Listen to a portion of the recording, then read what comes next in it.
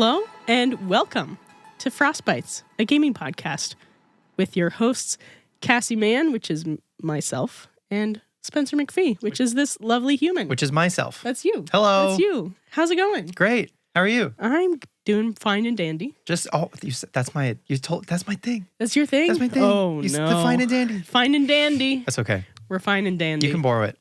Thanks, just for today. What? Forever. Forever? I'll allow it. Okay. But Thank you. Yeah, you can have it.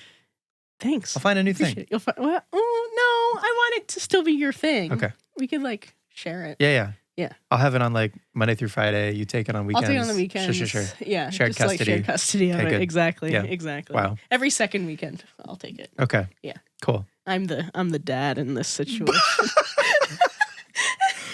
Crazy start to Frostbytes. Yikes. Wild. How's your weekend going? Great. I have been gaming this month. Lots of gaming this month, eh? Lots of gaming this month. So okay.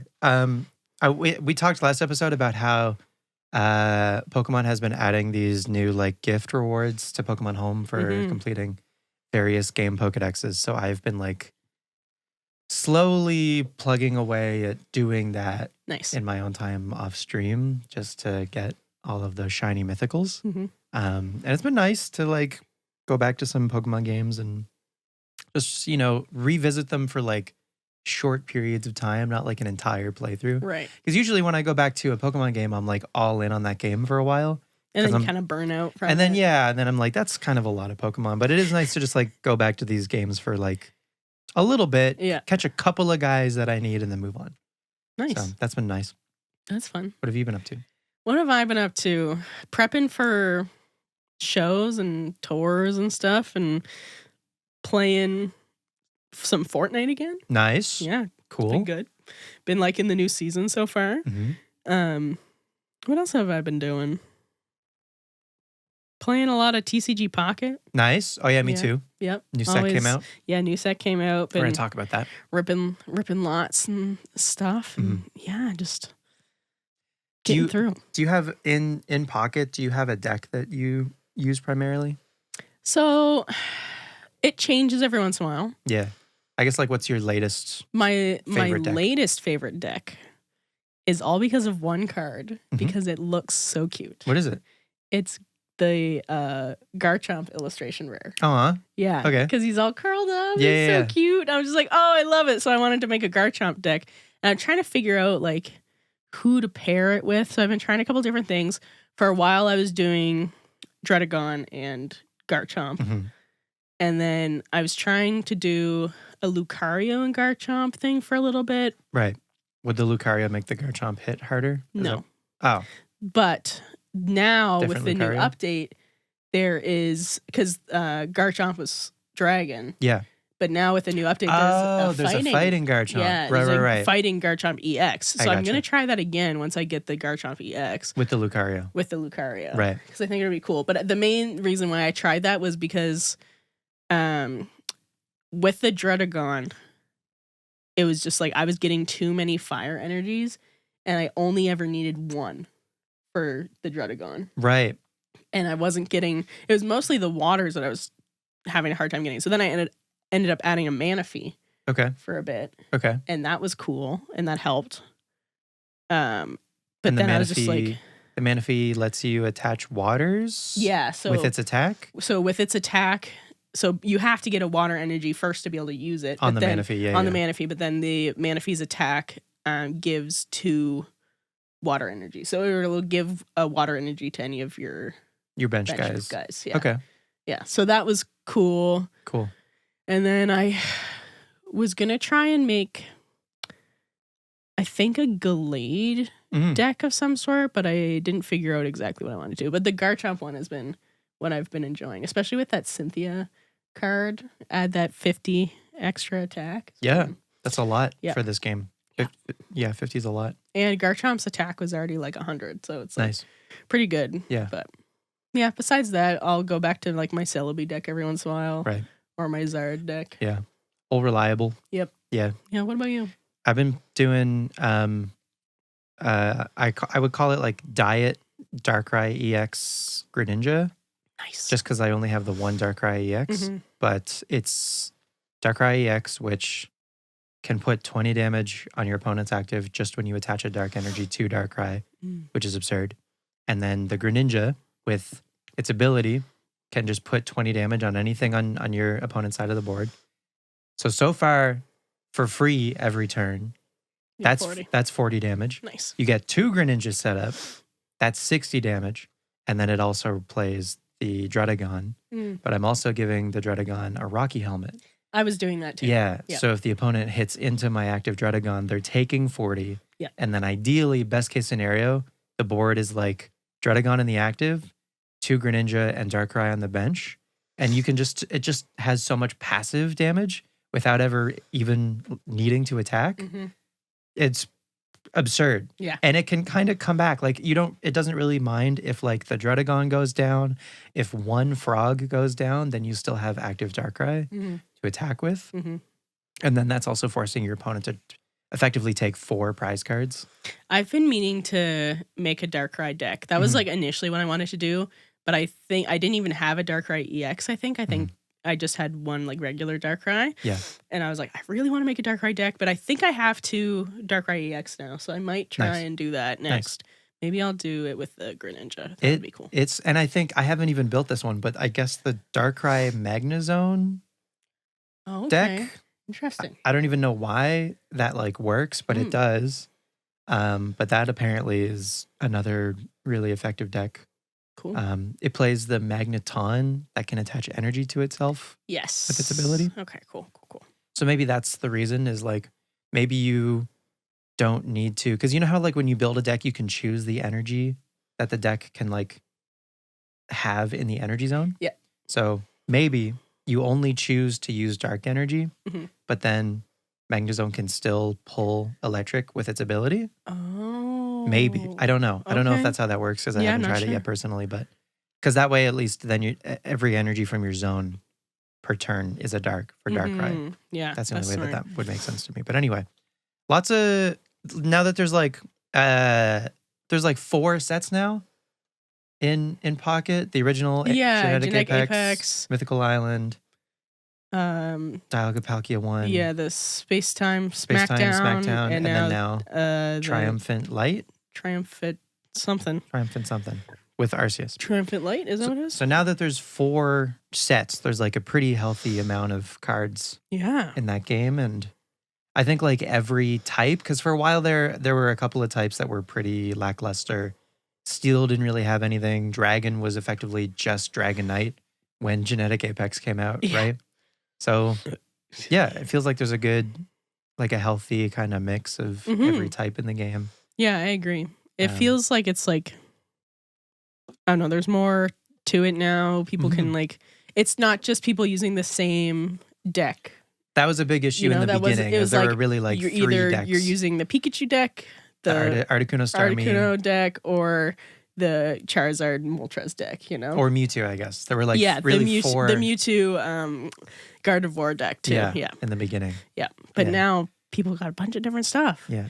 And the battles are interesting. But it's also nice too because I don't think the power creep is so bad in the game that like the old decks are already like outclassed. Yeah, I think they're still good. Yeah, like I think Pikachu could still game. I think Mewtwo, in fact, with the new sets, has only gotten better. So yeah. And it's interesting to see like, have you played like the regular card game much? No? So in the regular card... I've wanted to, but I haven't done it.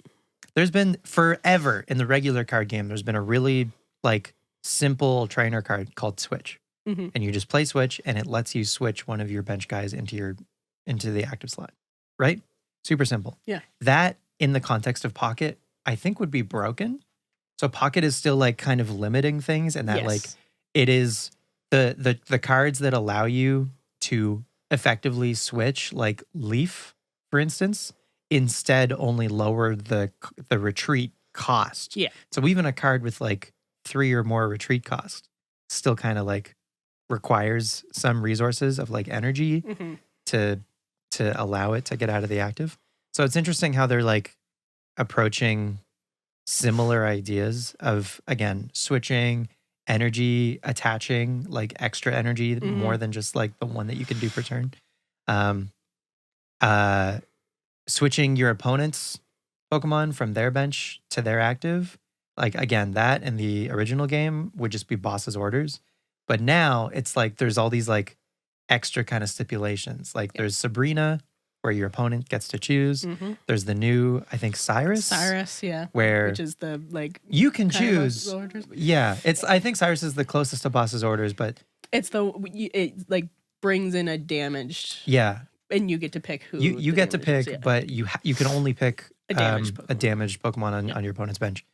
So it's interesting that they're not just printing like identical versions of what are in the base card game, because again, I think they would be kind of broken for sure. For Pocket. It's good that they're approaching it with a little more like caution and balance. Yeah. But I mean, I don't know about you. It is still sometimes, depending on like the cards that you start with, you're just like gonna lose. Yeah. There is an element of luck from the outset. Yeah, just like depending on like, what cards you pull first and stuff. Like for a lot of the decks that people make, I feel are kind of in that like, okay, this deck works great in this specific scenario. Right. But if you don't pull the basic card, or if you don't pull that middle evolution. Yep. Which, I mean, it would be cool. There is one that in the actual card game that works as just like, or I guess it's just a rare candy, isn't it? Yeah, rare candy kind of lets you skip the middle evolution. So that would be something cool. That'd be cool to see in Pocket. I would like to see. Yeah, that would speed the game up, which could be a good thing. Maybe I don't know. Like I think because like stage 2 EXs in particular, like your Charizards, your Garchomps, your Venusaurs, Blastoise, whatever, they have a much higher health pool, and they often do more damage than your basic EXs. But your basic EXs can just like start swinging for damage faster. So it's an interesting balance there. And rare candy could either, I don't know, it would be hard to tell, because even rare candy in the base game isn't always enough to make evolved EXs keep up with the basic EXs. Yeah. But yeah. Crazy. But that's an impromptu Pocket tangent. Yeah. I guess so. Today we're supposed to be talking about the Pokemon Presents that happened on Pokemon Day, February 27th. I got a little bit carried away. I also did. My bad. Not bad at all. That's what we're here for. We kind of already talked about Pocket. Yeah. Just to sum it up, there's a new packs to open. Triumphant Light. Yeah. New set. Featuring Arceus. Arceus, yeah. And a bunch of the cards in the set kind of synergize with Arceus. They have abilities that are like, if you have an Arceus on your board, then they have some extra benefit. Yep. But besides that, we've got a bunch of different things to talk about with this Pokemon Presents. It was a 20-ish minute presentation. Yeah, give or take. Around that. Yeah. So I guess to start, what are your overall impressions? I think I thought it was great because I wasn't expecting very much. I think over the years, like I have gotten my hopes up for some sort of like big reveal. And there have been presents in the past. Like I think in particular, there was a presents where they revealed new Pokemon Snap, for instance. And that was such a cool surprise. Yeah. You know what I mean? And so I think ever since then, I've kind of had this hope that there would be some other surprise similar to that, where it's like a spinoff, some sort of game. Even also Mystery Dungeon DX was another one kind of similar to that, where I was like, oh, that's really cool. It's a spinoff that they're returning to. They're over the years, I guess in the last couple of years, there hasn't really been anything along those lines. Right. And I've also the last couple of years been expecting them to put Red, Blue, Yellow at least on Switch Online now for a while. It feels like overdue that hasn't happened. So now I'm in this opposite camp of being like, they're going to do kind of what we're expecting. Yeah. And which is going to be not very much, and that's fine. And there was still a surprise for this Presents, which was cool. It was cool. And to jump ahead to that a little bit, the way that trailer started, yes, I fully expected it to be like everything from Game Boy to N64 to Game Boy Advance to be on Switch Online. Yeah, right. Even GameCube. I thought that's what was happening. Totally. And then it wasn't. Yeah. I don't know if they do that on purpose or what, but they have, I call them like history trailers. Yeah. Where they just go over generation by generation, real people playing on real hardware. Yeah. And it really pulls at your nostalgia. It does. You're like, oh, those were the good old days. I so wish I could go back to doing that. And then they give us a game that is just maybe not what we're expecting, but definitely like makes you think it is about to be something that we want. Yeah. And that we've been wanting for a while. And then it's something different. For better or for worse. So do we want to start at the beginning? Well, I don't know that we need to go through every single thing. I don't think we do either. Because there was just a lot of like little like live service as updates you expected. And whatever. There are new characters added to Unite, Suicune, Alolan Raichu, and Alchemy.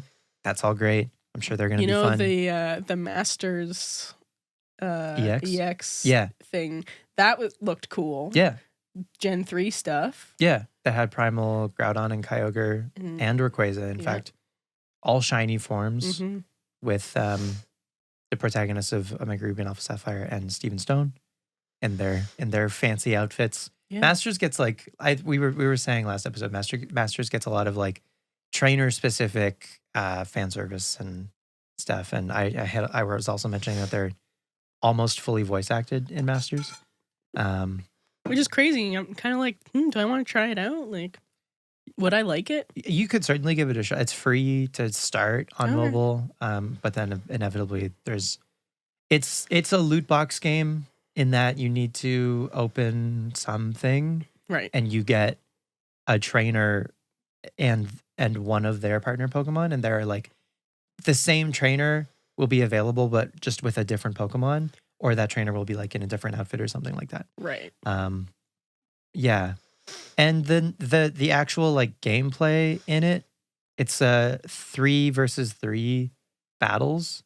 You control your character and your Pokemon, and then you get 2 other NPC trainers on your team that I think are either automatically controlled or you also control them. I don't totally remember. Okay. And it is a little, I think attacks are on timers. So like you use an attack, you wait for the wheel to spin, and then you can use it again. There's, I imagine, some amount of strategy in there for maybe who you can choose to target. But for the most part, it's pretty simple. And I'm sure if you were to log in now or like around this time, there might still be some like Pokemon Day bonuses or login bonuses or sign up bonuses, etc. if you wanted to get started. I tried it when it came out a few years ago, and I was playing it for a couple of days every day. And then I was just thought, this is another like daily thing that I don't think I'm invested in enough to stick with. Yeah. So I just fully dropped it and haven't touched it probably since 2019. That's fair. Yeah. That's fair. Yeah, I mean, we'll see if I check it out at some point, but for the most part, yeah, the first half I'd say of the Presents was just these live service things, talked about Pokemon Go a little bit. There's a new season, is that what it is? There's the Univator. Yeah, which is both an in-person thing and something that anyone can do around the world just to get some Gen 5 Pokemon. Yeah. So there's that. There's an update in Pokemon Sleep. Yeah. They added, I think, Darkrai and Cresselia. Yep.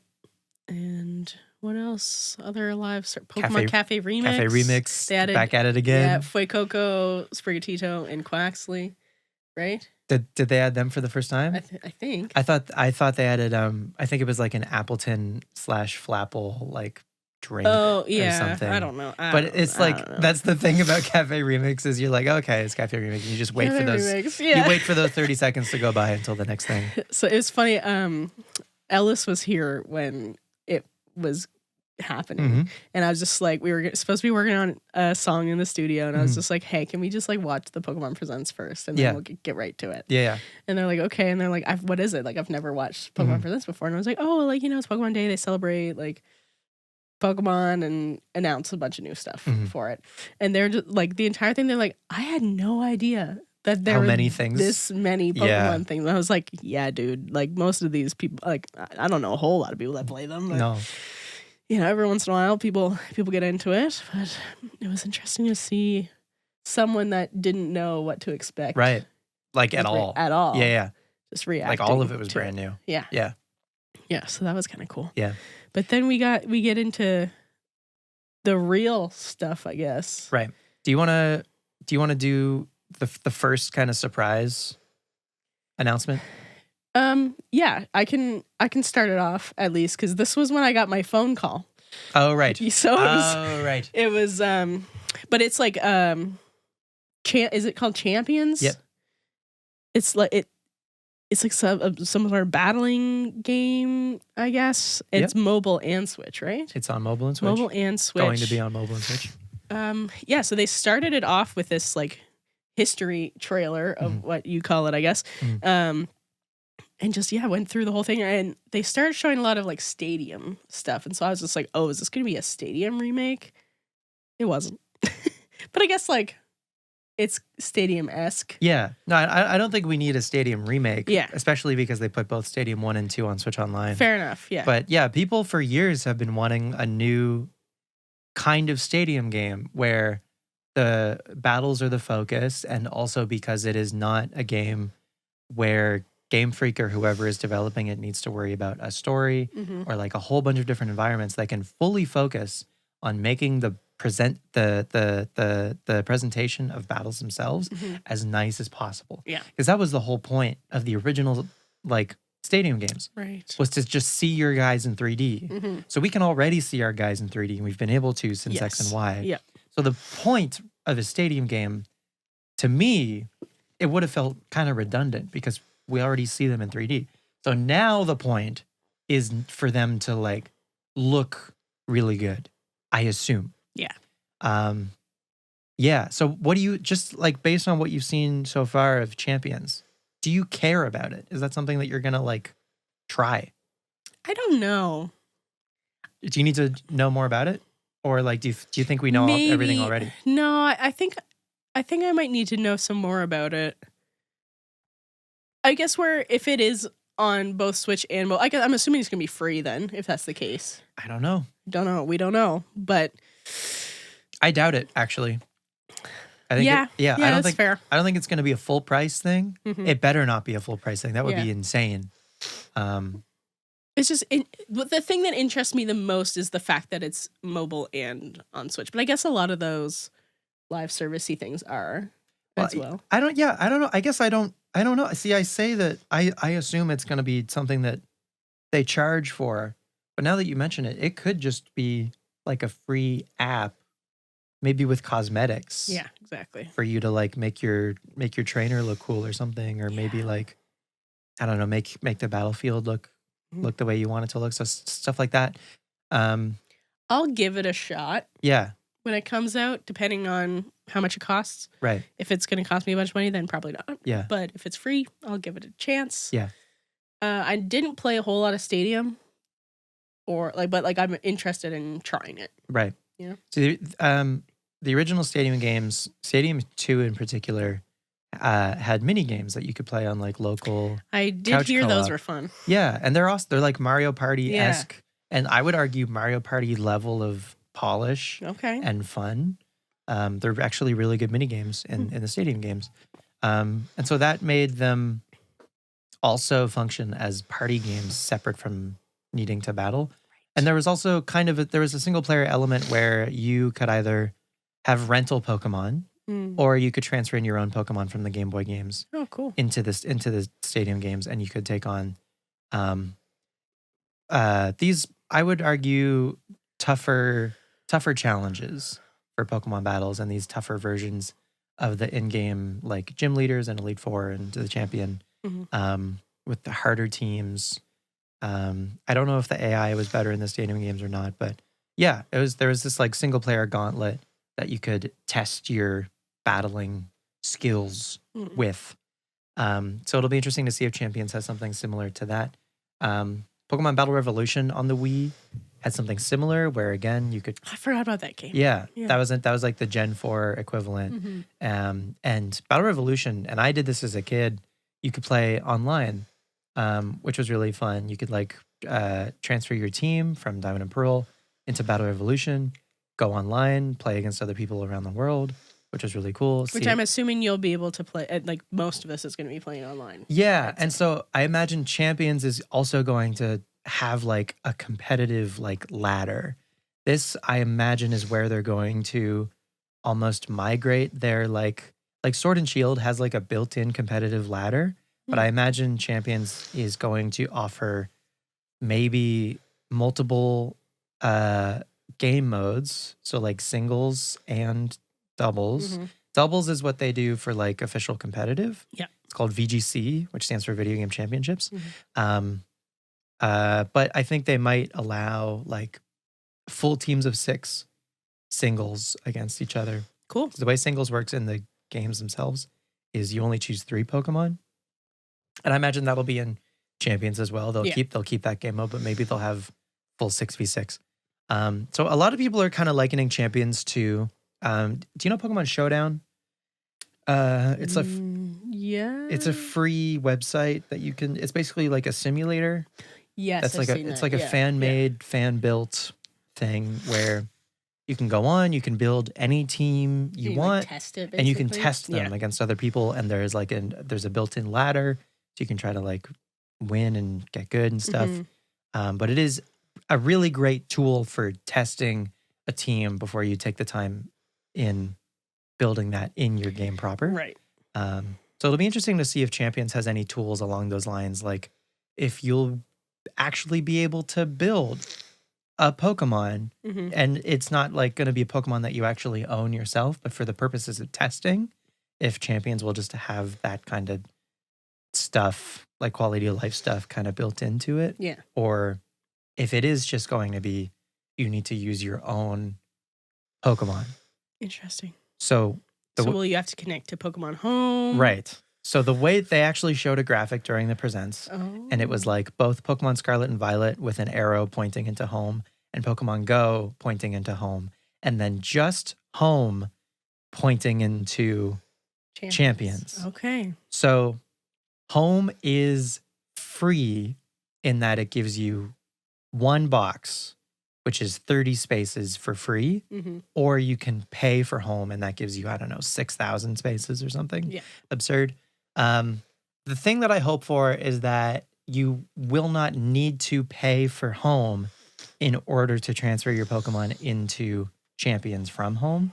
So if you just have your team of 6 from Scarlet and Violet or Legends EA, if you just have your team of 6 that you want to use in Champions, you put them into home, and then once they're in home, you can access them through Champions. That's fine.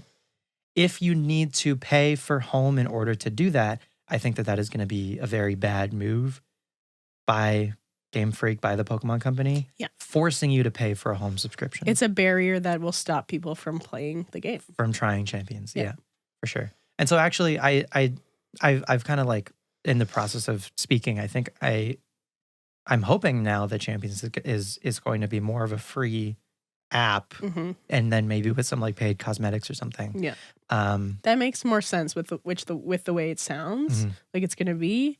It makes more sense, I think, for it to be unless free thing. It offers some amount of single player stuff. Yeah, the way that the original Stadium games and also Battle Revolution did. Yeah. Yeah. I don't know. If they do charge for it, it might be like $40 or something. Hopefully, maybe less. Maybe like 20. I don't know. We'll find out. We'll find out for sure. Did they give a release window for that? They just said 2026. I don't know. I think it just said in development for Switch and mobile. Okay, they didn't give I don't think there was any amount of timeline. Cool. I don't think it'll come out until after Legends EA though, so probably next year. Yeah, because Legends EA said late 2025. It sure did, which is huge. That's exactly what you thought it was going to be. So that's good. I'm assuming that means like November. I'm assuming that means November as well. Yeah. It's typical for Pokemon to release stuff in November. Mm-hmm. And I think from what we saw in the trailer, we can backtrack to the beginning of it in a bit, but like it looks pretty good. Mm-hmm. And I think them taking the time to make it good is very important. Yeah, I agree. I saw a lot of, I guess, reactions, people talking about it online after the fact, of some people saying that they were disappointed about how it looks, or they were confused about why Game Freak needed more time if it doesn't look better. I think people need to chill for one. And there is the argument that like this is the most successful IP, most profitable IP of all time. I understand that, and I might sound like a Pokemon apologist or something. That's fine. Pokey simp. The thing that matters most right now for them is to get back on our good graces and for the game to function first. Yes. How it looks comes secondary. Yes. To whether the game is riddled with bugs. Mm-hmm. And maybe the bar is really low right now, but they need to do that with this game. They will lose a significant amount of fans. They cannot have that happen twice in a row. They lost so many, at least, I mean, they didn't lose that many, but they lost a lot of people in Scarlet and Violet. There's enough, I would argue, Pokemon fans who straight up will not play Scarlet and Violet because they cannot stomach the bugs of the game. They're like, I just don't want to deal with that. Yeah. And that's fair. Yeah, so this game, step one, it just needs to function first. Yeah. And then we can start to criticize like how it looks or whatever. But honestly, I don't think it looks bad. I don't think it looks bad either. No, I think it's like nicely stylized. Yeah. It looks better than Scarlet and Violet, I think. Yep, I agree. And I mean, I know there's a lot of talk about the wild zones. Right. Because people were really hoping it was going to be open world. Right. But it's not. It has the open wild zones. But that's just that just helps with saving resources and load time. Like, I mean, it means more load times, but it means it's going to be less intensive on the system. Yeah. You know? I think it's fine. I think it's fine too. It's I don't mind at all that like. Well, do we know for sure that there's going to be like loading screens between? No, we don't. I going guess. from like a street into like a wild zone. I'm just assuming there is, but the way that works in Scarlet and Violet is you go into a town and all of the Pokemon that are in the vicinity just despawn. Yes. Right, but there's no loading zone, and then as soon as you leave the confines of a town or whatever, then Pokemon start to spawn again. But it is seamless. Yeah. So maybe I don't know. This is true. I'm gonna just bring up the trailer. The trailer, just so we can just have it in front of us in case we forget anything. Yeah, I mean there might be like a splash screen or something in between going from like the city into a wild zone. Yeah. But I don't know. I'm hopeful that like it's not too there's not so much like loading happening in between in between areas or whatever. But yeah. Yeah, so I mean like overall Legends EA, I mean like I didn't know what to expect at all in terms of like when the game takes place and like how it was going to function in Lumio City. One of my favorite things that they mentioned and showed was that you get to climb on the rooftops. Right. That looks so cool to me. Right.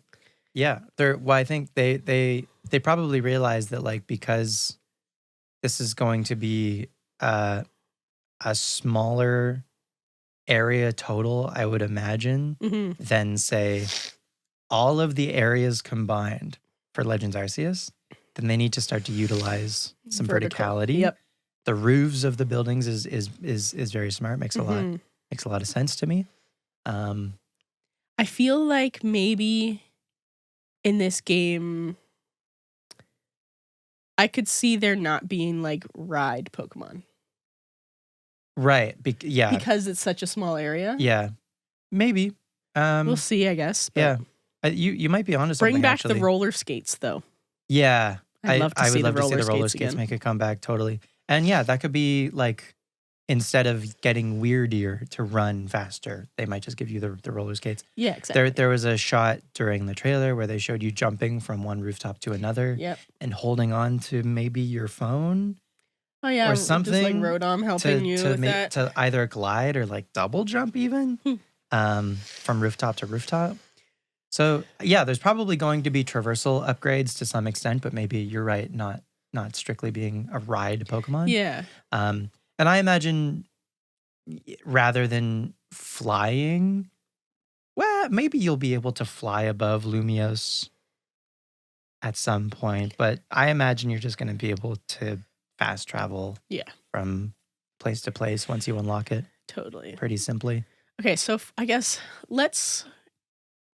not really start, but let's talk about the first thing that everyone had on their mind. Right. The starters. Yeah. It's a big deal. So who are the three you originally guessed? My original three that I was actually really confident about were Snivy, Scorbunny, and Poplio. We got none of those. Got none of those. My plan B, if I may, was Chikorita, Tepig, and like Sobble. Right. So the weirdest thing to me is that there's two Gen 2 Pokemon. They doubled up. I did not think they were going to double up. Neither did I. No. Chikorita, Totodile, yeah, and Tepig. Yeah. So I've seen so many memes of people just like being like Tepig with like a name tag that says Cyndaquil on it, or like, and then like Cyndaquil back in Hisui. It's just like, so like they already used Cyndaquil, obviously. Yeah. It is funny after the leaks last year and that whole story about Typhlosion and then Typhlosion getting canceled. That too. And so I saw a comment from one person that was like, Typhlosion's publicist advised Typhlosion to take a step back right now. But yeah, obviously it is only because Cyndaquil was in Legends Arceus. But it is a little weird to see 2 out of 3 of like a starter trio and then one other starter included. Super random. I don't know why they didn't pick a different water starter or a different grass starter. Yeah, exactly. Yeah. I don't know. But I don't, honestly, the 3 of them together I think are great. Yeah, I mean they're cute. Yeah. They're probably, I've said this before, probably my least favorite starters. Right. We'll see if I fall in love with them. I think stocks for all 3 of these starters are going to go up. I think there are already a lot of Totodile fans who are excited. Yeah. But I think both Chikorita and Tepig are going to see some more fans. I agree. I mean, I might have to do a couple playthroughs to see who I like the best out of this. Maybe I'll pick Chikorita, even though I know it's just. So at the moment of the 3 of them, is there one that you're leaning towards choosing? I'm just trying to think of like their evolutions. Yeah. Are you trying to like picture them? Well, no, like I know what they look like. Okay. But I just think that Tepig and Totodile's evolutions are just so ugly. Okay. Fair. But not Meganium. No, Meganium's cute. Yeah. Meganium also sucks though. But this is finally, this is the big moment and the big chance for them to fix the line. Is with the Mega Evolutions. But even before that, so in the trailer for this, they show Chikorita, I forget the name of the fairy move. They show Chikorita, maybe it's like a disarming voice or something. They show Chikorita using a fairy type move that Chikorita has never previously known in any generation prior to this, okay? Which is huge already for pointing to possibly Meganium, either, again, if they do regionals, which is still on the table. Yeah, true it is. A Colosian Meganium could be Grass Fairy, or Meganium, like Mega Meganium could be Grass Fairy. It is like, I'm so confident that is going to be the direction that they take. Then I'm probably going to pick Chikorita. Yeah, me too. Yeah, absolutely. Look at that cute little leaf on its head. The big boss of this game surely is going to be Zygarde complete. I have no doubt in my mind that the big boss is going to be Zygarde complete. Meganium, assuming it's a fairy type, is going to have the best matchup against Zygarde among all of the starters. Do with that what you will. Yeah. But I think Meganium Chikorita is the correct choice. and no disrespect to Tepig or Totodile, I think they're both great. They are cute as their babies. Their babies. Right. And their teens are kind of funny. As all of the teens are, I find. Bayleaf is actually a really good I do like Bayleaf. Middle stage. Yeah. The show did a lot for Bayleaf stonks. Yeah. But for Alligator, I could give for Alligator a chance. Feraligatr is like a fan favorite. Yeah. Yeah. People love Feraligatr. I could give Feraligatr a chance. That's my second choice. I'm not going to choose Tepig, I don't think. Fair. Although Tepig is a cute little pig. You cute little guy. I don't know. It's so hard. I don't like the big pig. You could not evolve him. I could. You keep him as a baby. I feel I'm being so judgmental of these Pokemon. I'm so sorry. No, it's okay. Please, but speak your truth. It's just what goes on in my mind. But again, they could still change. I think them having a regional form is still on the table. Yeah. But I think them having megas is all but guaranteed. Yes, exactly. And I think that's a huge thing is like, I'm excited to see what their megas look like. Yeah. For all of them. And that's going to be I'm sure that's going to play into the story your decision. So much and my decision. Yeah. But otherwise, like. So, yeah. So, much more vertical.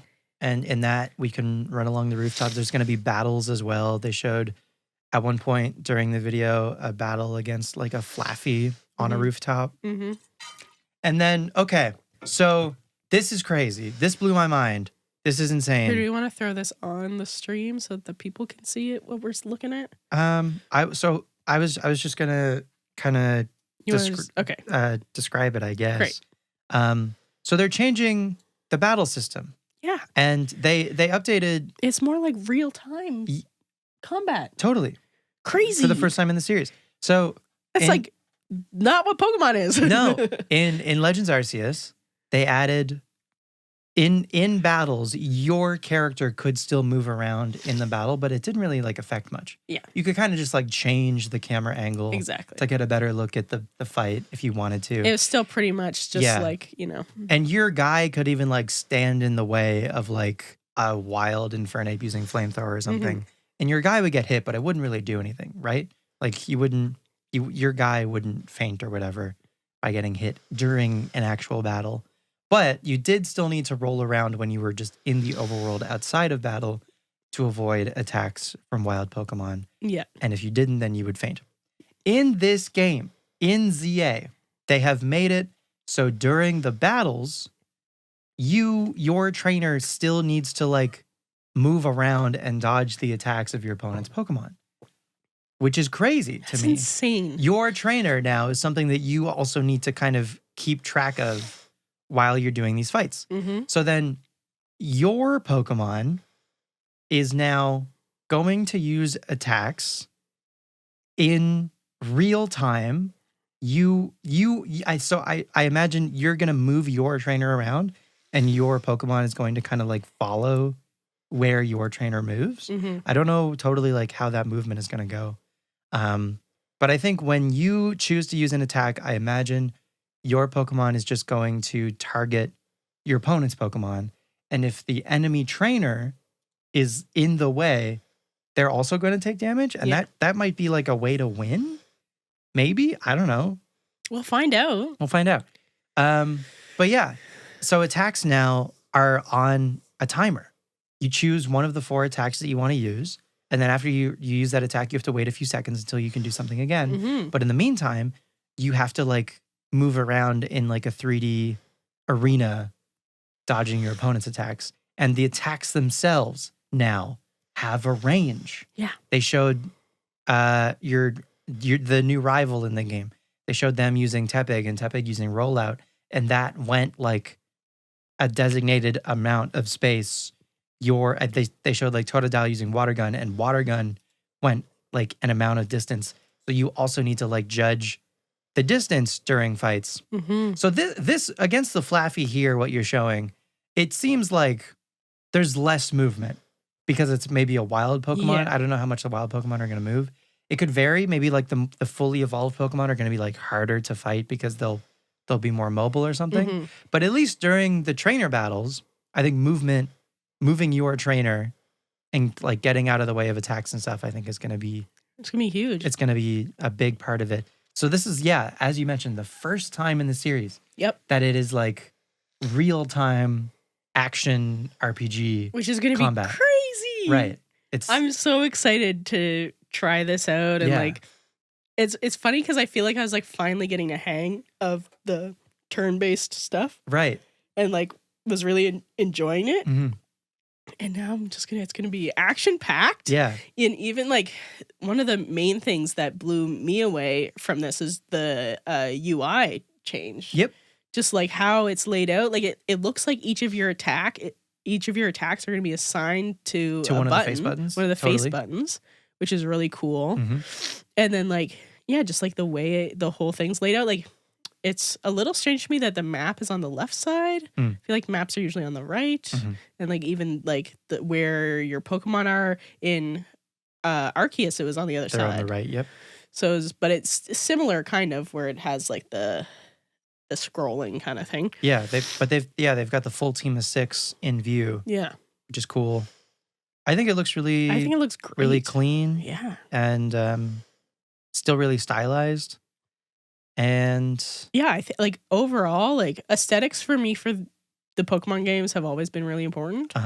And Scarlet and Violet kind of let me down in that. I liked it, but there was a lot of issues. But this looks really good. I know this isn't like final gameplay, but like I think it's still like in engine or whatever. Though, right? Exactly. Like I think these are effectively cutscenes. Mm-hmm. So then Megas are back. Megas are back. That's confirmed. We knew this, but they showed a whole bunch of existing Megas. Yes. Already. Which we also didn't see any new ones. We didn't see any new Megas. They did show both Mega Charizards. They did show both Mega Charizards. So that to me means that all of the Kanto starters are going to be in this game in some capacity. Mm-hmm. So in the original X and Y, once you got to Lumio City, you went to Professor Sycamore's lab. Yeah. He gave you also one of the Kanto starters. This was after you would have already chosen your Kalos starter. Yeah. So you would basically get two starter starters. choices in X and Y. It'll be interesting to see if something along those same lines happens in this, where maybe you meet Sycamore again, or there could be someone else in the professor role in this game. So I guess on that note, let's quickly talk about the timeline. Yeah. Where do you think this is, like, in relation to X and Y? Yeah. I mean, going into this, I thought that this was still going to be in the past, the way Legends Arceus was. I kind of did too. Well, like the trailer, it seemed like it was kind of like futuristic. Right. So I had no idea if it was going to be like way in the future or if it was going to be in the past. Yeah. But now after watching the trailer, I feel like it's like just a little bit after. Yeah. I would say maybe... Like it feels like it's like in modern times. Yeah. You know? I would say it's maybe 10 to 20 years after the events of X and Y. Yeah. Which is, It's really cool. Pretty close. It's been what? 2012 was X and Y, right? 13. It's been 12. It's been 12 years. 12 years. Yeah. So I feel like 10 years, give or take, would make sense. Which is like also a first for this series where they're revisiting a region or an area, kind of like a decent amount of time after. Mm-hmm. So the only other time really was like the JOHTO games happened 3 years after the events of the Kanto games. Right. And you could revisit Kanto in the JOHTO games, obviously, but it wasn't enough of like a time skip for much to have changed. Yeah. But this feels like there's a substantial amount of time for like characters that were in X and Y to now maybe be adults, i.e. all of the friends from X and Y. Trevor, Tierno, Shauna, both Calum and Serena might all be in this game in like their 20s or something. So one of my friends was like, the professor could be like Trevor because Trevor in X and Y was working on his Pokedex. Yes, true. So it might not be Sycamore. I'm sure Sycamore is going to show up in this game at some point. But maybe Trevor like gives you your starter Pokemon, for instance. You know what I mean? Yeah. I think it's very cool in that regard as well, where Legends Arceus had ancestors for existing characters. Yeah. Mostly they did ancestors of characters in the Sinnoh region, but they also had a bunch of ancestors for characters across the series. Like one of the characters in particular is like the 8th gym leader in X and Y got an ancestor in Legends Arceus. Interesting. But yeah, I imagine now for this game, most of the characters from X and Y are just going to be aged up a bit. So I'm hoping we see all of the gym leaders, maybe all of the Elite Four members. I hope all of those characters make a return. So kind of the first and really only returning character that they showed in this trailer that we have confirmed was AZ. Yeah. And now he's like a rehabilitated innkeeper. Yeah, he owns a hotel or something, like with his Flabébé. Like, yeah, it's so funny. But it's great to see him. He's looking great, and he's like his little suit, his little pinstripe number. His suit are the Zygarde colors, which is kind of cool. And then it immediately, like, it's crazy, like analyzing and just like looking at this cutscene again. Right. I mean, like you see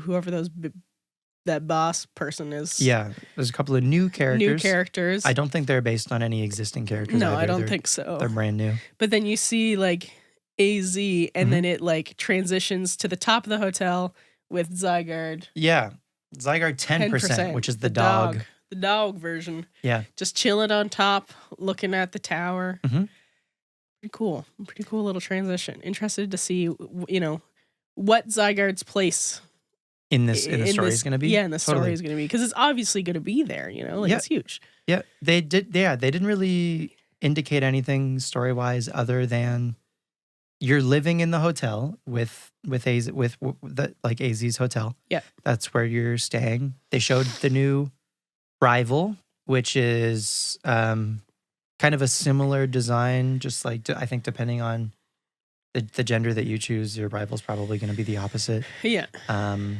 And they showed, Jet and Vinny. Jet is the new like CEO. Yes. And Vinny is like her bodyguard, I guess, or vice president or whatever. And so in Sword and Shield, they kind of did the evil CEO thing. So I hope they don't just do that again for this game. Hope they do something more interesting. But just based on their designs, Vinny in particular, I guess both of them, He reminds me of my uncle. Both of them look maybe a little nefarious, potentially. Maybe they're both like, I don't know. Because the original story of X and Y was Lysander, the leader of Team Flare. Yes. Wanting to use the ultimate weapon to wipe out everybody, actually, other than, I guess, the members of Team Flare, right? He's like, I need to get rid of everything, and so only the beautiful shall remain, or whatever. X and Y is a kind of a crazy story. Yeah, anyway, it's a crazy story. Jet Vinny. Yeah. So, I feel like I have so many other things. Oh, so at the end of this trailer, there was a shot of, I don't know, someone in this like dark and kind of dingy room, and they get a notification on their phone. And then there's this like graphic of what I assume is the tower in the middle of Lumia City Prison Tower. Yeah. And a Pokeball. And a Pokeball usually in that context implies some sort of like battle place, like some sort of institution. So I'm hoping, because Legends Arceus did have a place where you could do battles, but it wasn't very much of like a focus. I'm hoping that this game has more battling involved. For me, at least my first thought when I saw that was, or at least my first hope was like, oh, what if they add like online battles. Yeah, because Arceus didn't have that either. Yeah. And I feel like X and Y was one of, I guess not one of the first, but like a big game to have like online battles and stuff. Totally. Like I felt like that was huge. So I was excited to see that for sure. Mm-hmm. Yeah, I don't totally know what that means. So there's a lot that we don't know still. Mm-hmm.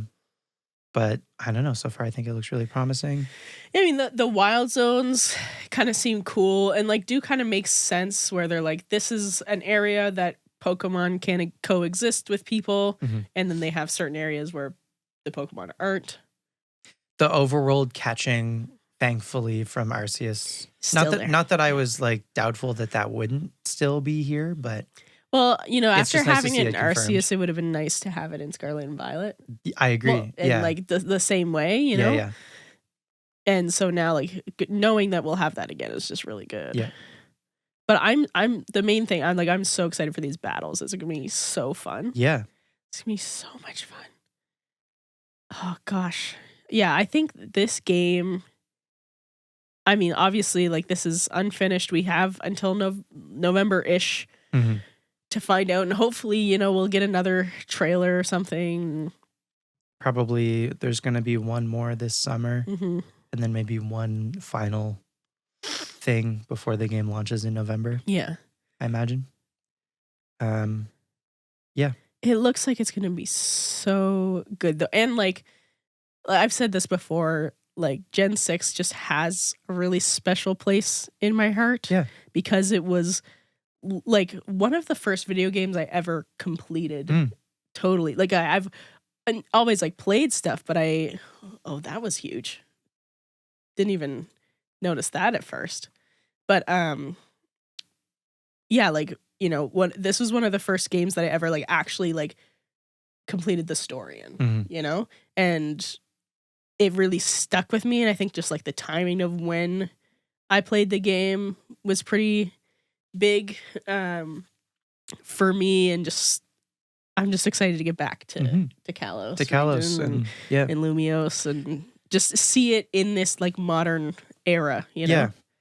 So we are going back to Kalos, but it is just Lumiose for what it's worth. Yeah. Which is cool because they are like, they're really going to build out Lumiose and make it feel like a proper city. I do wonder if we ever do get to see a game set in all of Kalos again, if that version of Lumiose City is going to be the size of this, or probably shrunken again. Right. More than likely shrunken again. Yeah. Back to like the original size of X and Y.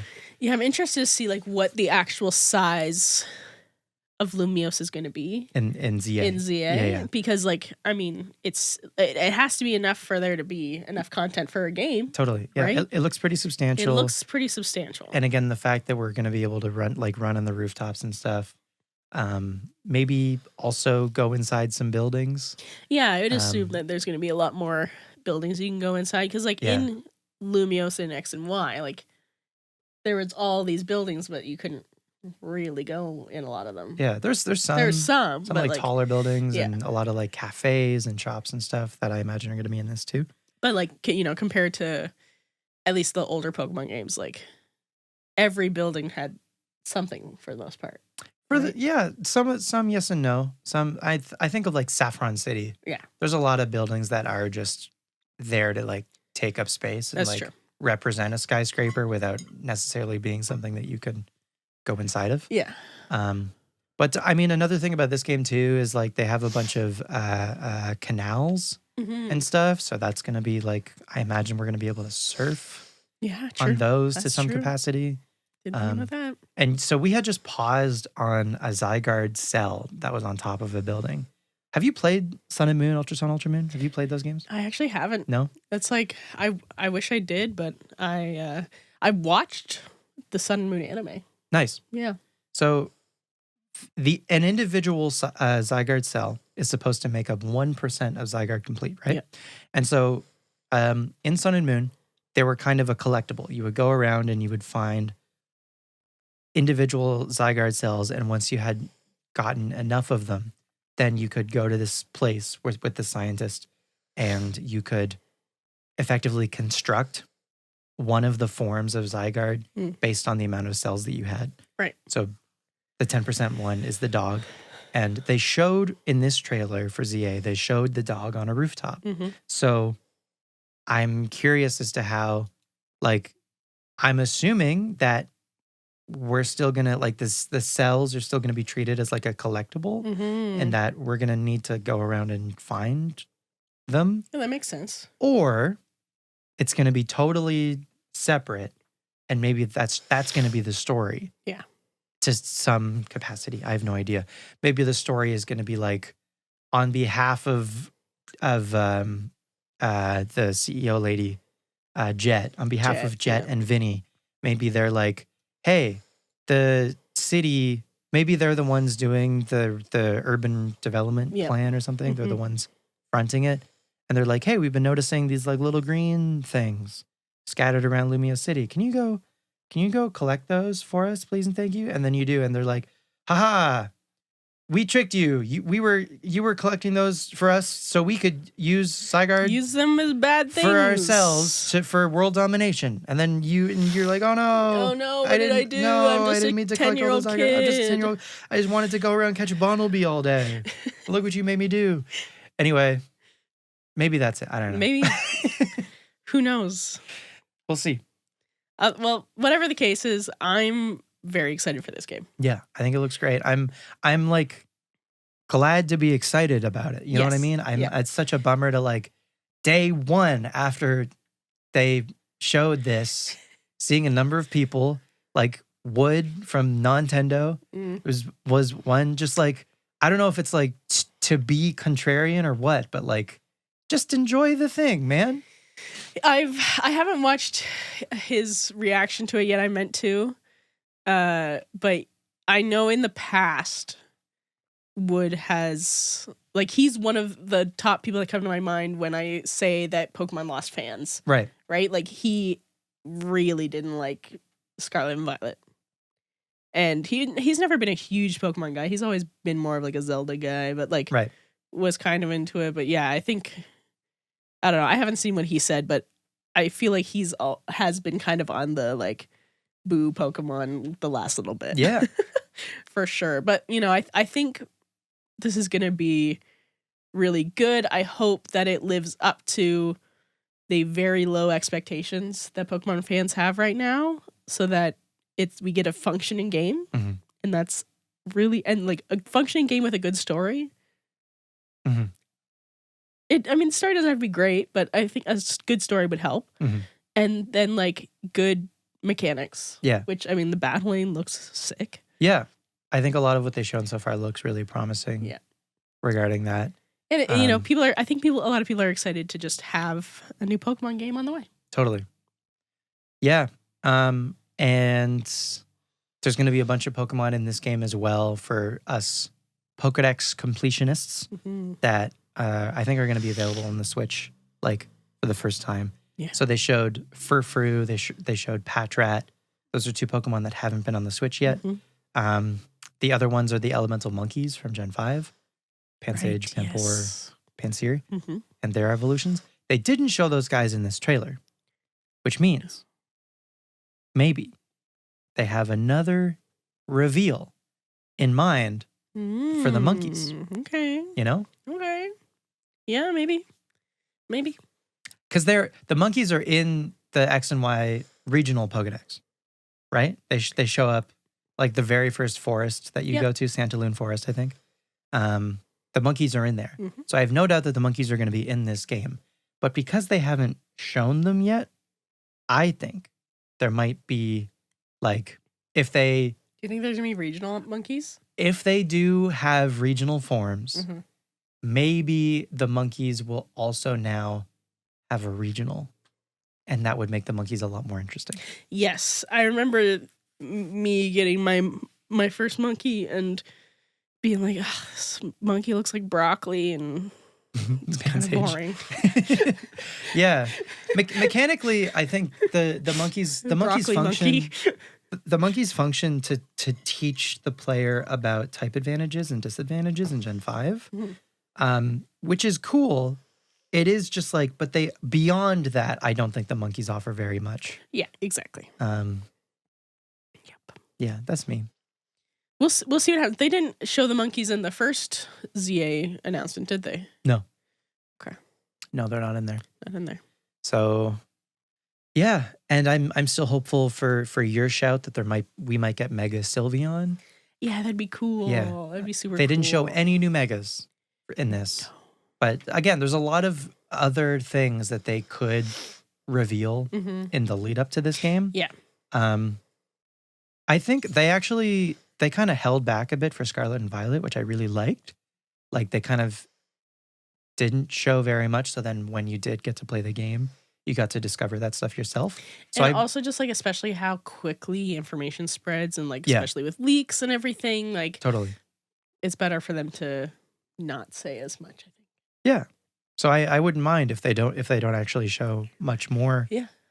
In the lead up to this game. If you think of like other games like Tears of the Kingdom, there was a bunch of promo for that, and not a single thing talked about the like the depths. Right.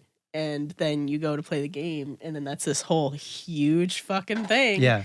That no one expected. No. You know, it's like it'd be cool to have something like that. Yeah. You know. So yeah, totally. We'll see. Yeah, there's lots that we don't know still. Yeah. Which is very exciting. But hey, whoa, dogs. We're doing a podcast here. In terms of just like the rest of the Pokemon Presents, I honestly expected them to maybe talk about Eevee a bit more, because it's like the year of Eevee. Yeah, that might just be a Pokemon Center thing. Yeah, maybe it is. And not it might like just be a Pokemon wide thing. Way to get more money or something. Yeah, like there might be more Eevee merch on the Pokemon Center this year or something. Especially, with Prismatic and yada yada. Yeah. But it might not be a series wide or franchise wide. Yeah. Which is fair, I guess. Yeah. One thing they did announce that we didn't touch on was Megas in TCG. Yeah, that's true. Megas are coming back to the TCG, which is great. That'll be cool. That'll be cool. To see. I was trying to think if there's anything else that we missed in this reveal. I don't think so. I guess in Scarlet and Violet. Scarlet and Violet outbreaks. So there's a couple more 7-star Terra raids throughout the rest of this year. So right now they've already started 7-star Meowscarada. And then they're going to do Skeleturge and Quaquaval. So the Paldea starters are finally getting 7-star raids, which is great. Yeah. There are currently mass outbreaks for a whole bunch of Pokemon. Charcadet, with increased shiny odds. All of these have increased shiny odds. Lapras is in there, so I think I'm finally going to get myself a shiny Lapras. You don't have a shiny Lapras I don't. Yet? I know. Oh my God. I'm pretty sure I have multiple. It's high time. I should have just gave you one. No. I want to get one myself. You get it yourself. I'm going to catch it in a Master Ball. Oh, yeah, that'd be sick. Purple. Purple boy in the purple ball. And then, so this one... I want to get the mightiest Mark Garchomp. Right. So I've been like, since I've started playing TCG Pocket, or like, since Garchomp has been in TCG Pocket, I've been like really falling in love with Garchomp again. Nice. Which which is part of why I want to play Gen 4 again, too. Because I'm just because you're like, I want a Garchomp. I remember Garchomp. I like Garchomp. Yeah. I mean... I can get Garchomp in whatever. I can get... there is Mega Garchomp, so Garchomp's going to be in ZA for sure. True. But they've already done a Mightiest Dragonite, so they're just continuing with the rest of the pseudos, which is great. Yeah, very exciting. Up to Baxcalibur. And otherwise, for Scarlet and Violet, I mentioned this in the last episode. I want to shiny Charcadet too. Yeah, I would like to get 2 of those to get one of each. Yes, But I think speaking of shinies, I think the last thing for Scarlet and Violet, probably at the end of this year, like around Christmas, is going to be either a Terra raid or just a straight up distribution for shiny Koraidon and Miraidon. Yes. And then that's probably going to do it for Scarlet and Violet. Yeah. Because ZA is going to be out in November. True. Assuming November. I'm assuming November. Yeah. Late 2025. Yeah, that's all they said. That's all we got. Yeah, but they're certainly winding down Scarlet and Violet, which is to be expected. Yeah. So 2025, assuming that Pokemon was going to stick to their 3-year schedule that they've kind of been doing since Generation 5, 2025 would have been in November the release for Generation 10.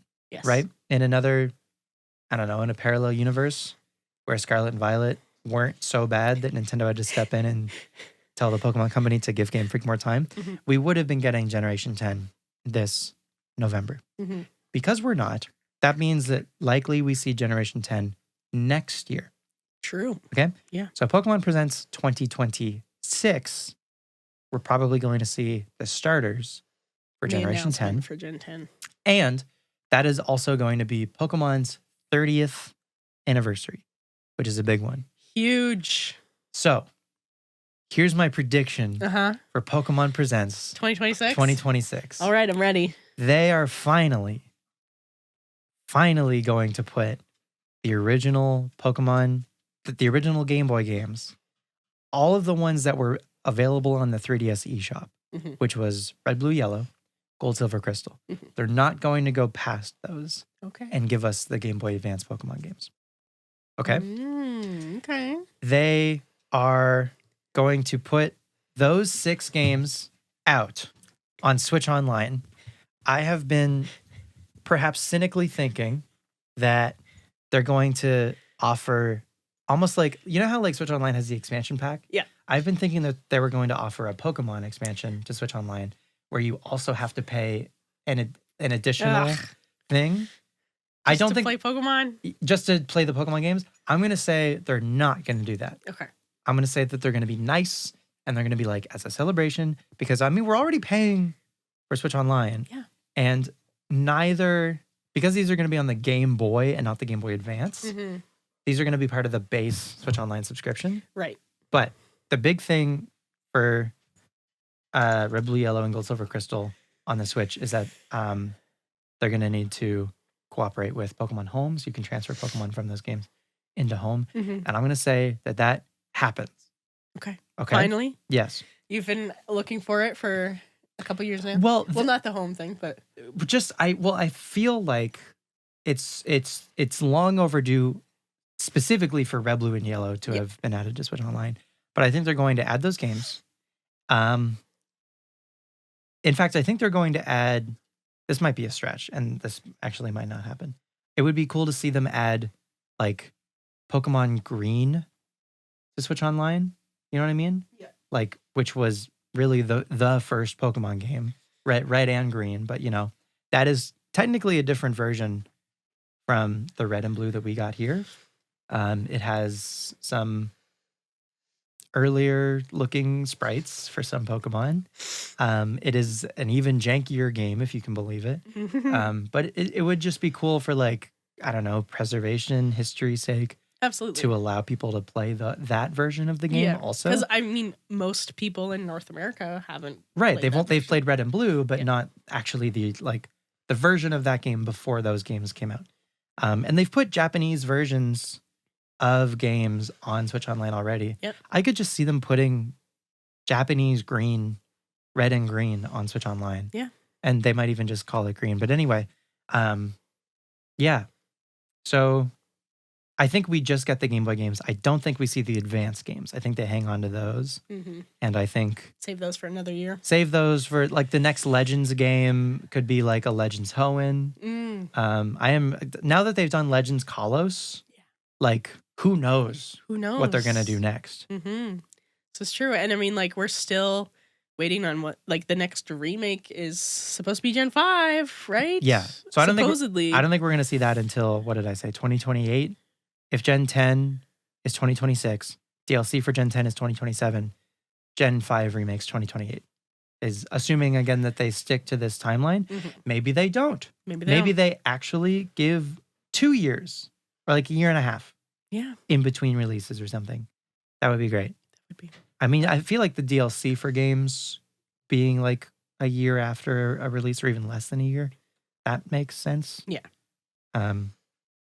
Yeah, depending on, how Yeah. the development works, I guess. And Legends Arceus didn't really see DLC. It did see one update Yes. post-release that added mass outbreaks and some other stuff. So Legends ZA, I assume, will also see something similar after the fact. Maybe because people also wanted ZA to get proper DLC. So maybe ZA gets DLC. Anyway, but yeah, 2026, Pokemon Presents, RBY and GSC on Switch Online, not for any added cost. Yeah.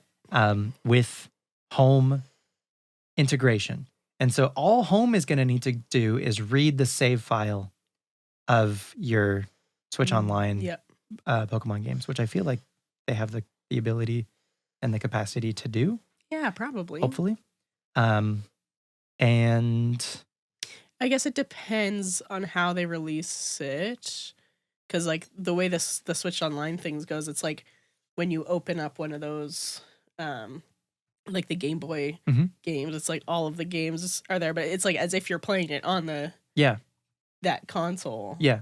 I mean, they could still read the data, I'm sure. But. Yeah, because your save data for every individual game is still there. Yeah. So they would just need home to go in and grab that data. specific game save data, which I feel is doable. Yeah. And I think I'm in.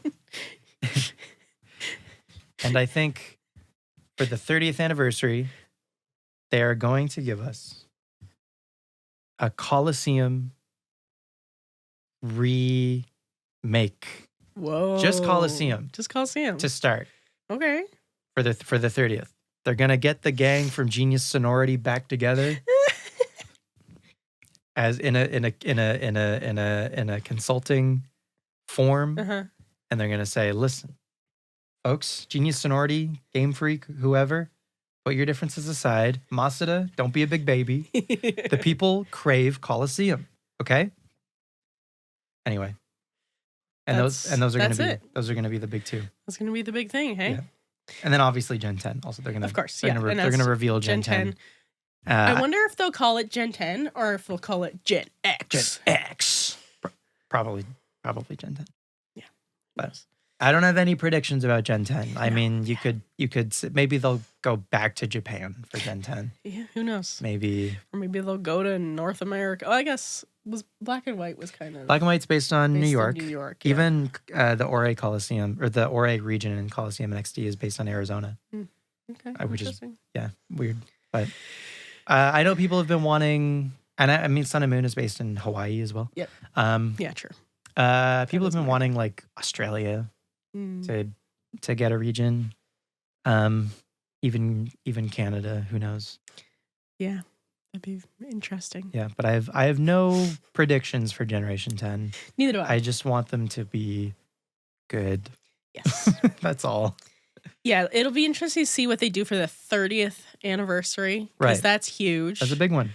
I'm also going to be 30 next year. So I'm going to celebrate with Pokemon. Nice. A few months later. But it'll be the big 30. The big 3-0. The big 3-0. Yeah. Celebrate you and together. Pikachu, neck and neck. Pikachu. I'm the same age as Pikachu. Nothing like it. All right. Well, I think that's pretty good roundup of the Pokemon Presents. Yeah. Say? Yeah, I think so. I guess the only other thing that we didn't mention about Champions is part of the trailer for Champions. They showed like a battle. They showed a terastallized, I forget the name of that fish, Dondozo. They showed a terastallized Dondozo fighting against a Mega Charizard X. And so the battles are going to have both of those gimmicks at the same time. Yeah, interesting. It would appear. And so, like, are they going to have other gimmicks?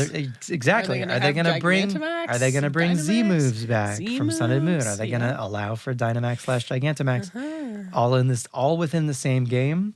Probably not. It might just be Terastallization and Mega Evolution. Because those are the most relevant. Those are the two more recent ones, yeah. And they probably have figured like those two can exist in tandem. Mm-hmm. The only question is like, will my Mega Charizard also be able to Terastallize? Ooh, Mega Terastallized Charizard. Probably not. Yeah, probably not. That I would imagine that would be... It would be a little much. Maybe not. Maybe that would be fine. I don't know. But yeah.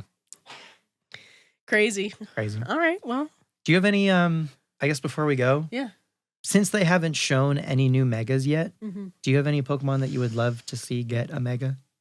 Well, we talked about Sylveon before. Right. I would love to see a Mega Sylveon. Yeah. Who else would I love to see a mega of? I feel like maybe we talked about this before, and then I was like, I don't remember all the Pokemon. Yeah. No, I'm sorry to put you on the spot. No, it's okay. I mean, I want to see the starters have megas. Yeah. Which I think is, like you said, all but confirmed at this point, pretty much. But I think those are like the main ones that I'd be looking for is megas for the starters. Megas for the Kalos starters also. Yes. Yeah. Megas for the Kalos starters. Yeah. And the ones that are going to be in ZA. Yeah. Mega Sylveon. And are we going to ever see Mega Flygon? Don't know. Yeah. Well, because Chikorita and Totodile are in this game, I wonder if like Cyndaquil might still be also, and then maybe just to round out the JOHTO trio. They'll give, if there is also going, if Cyndaquil is also in the game, then maybe they also give Typhlosion a mega. Yeah. And then maybe it's because Tepig is in the game, maybe Snivy and Oshawott. Maybe not like obtainable, but like maybe you could transfer them in or something. Yeah. Or maybe that'll be a post-game thing. Because with these games being in the future, there is already access to like the internet. True. And the GTS and stuff. Yeah. Where like it kind of made sense contextually in Legends Arceus for it to be a little more limited in that way. But now it's like, But even Arceus had the important Pokemon from wherever. Yeah.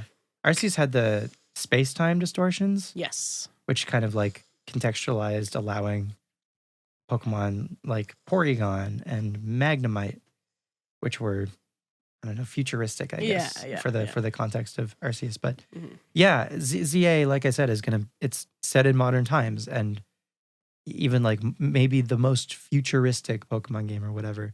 So I would like to think that it is more because of that modern connectivity that it is going to have some stuff for transferring in Pokemon from home and maybe give us megas for Typhlosion, Samurott, and Superior. That'd be cool. We'll find out. Yeah. All right. Yeah, there's a lot of question marks still.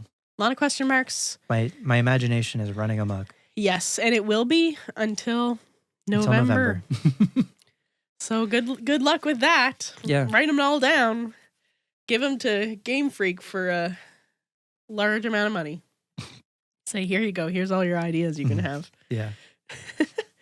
All right. Well, thank you everybody for listening to Frostbytes, a gaming podcast, or watching it live because we stream this live on Twitch, twitch.tv/just_Kiyashi. We do it like once a month-ish. Give or take, sometimes more. Depends on what's going on. Lately, there's been a lot. Next month, people are going to start having Switch 2s in their hands. Oh, really? Well, not in their hands, but like going to the events and stuff. Right. I mean, maybe who knows when they'll have like, marketing stuff out. Right. But there's going to be a lot coming the next little bit, I think, especially in the Nintendo world. Yeah. There aren't really any releases from Nintendo scheduled at the moment. Like the last one was Donkey Kong Country Returns remastered for Switch.